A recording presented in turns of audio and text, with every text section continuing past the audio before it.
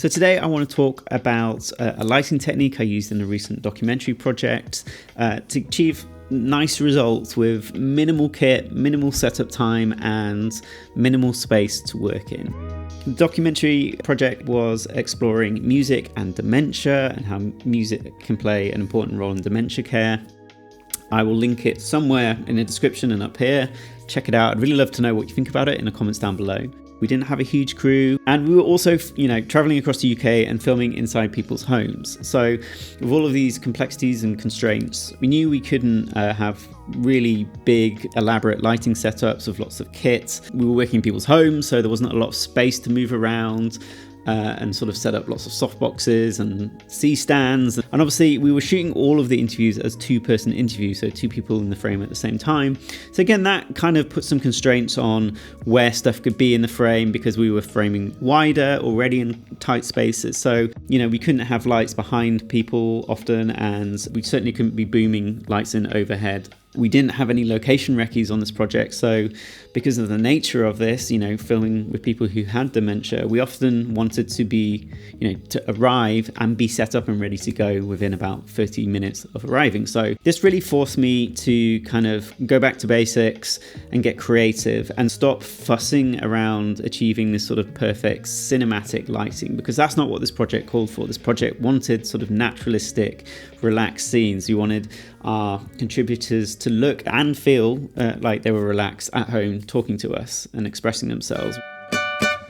I sort of landed on this technique of framing people with windows in the shot, so windows often behind our contributors, and using that as the motivational lighting source, and then basically just blasting a 300D normally into the ceiling and using it as a bounce source to basically just fill in the shadows. So we would expose the camera for the windows that were behind our contributors or in the shots, and that would mean sort of bringing the exposure right down, and that would often mean that the contributors, as you can see here, would appear very dark on camera. We just added in the 300D to basically just fill in those shadows. So we've already got some room tone coming in from the big windows in all of these shots, and you can also see that it's giving us a nice hard edge light and backlighting already, so already that's eliminating the need for a backlight. So essentially this bounce light is just providing a nice big fill source, so it brings the room tone level up a little bit and just stops it looking too dramatic and dark.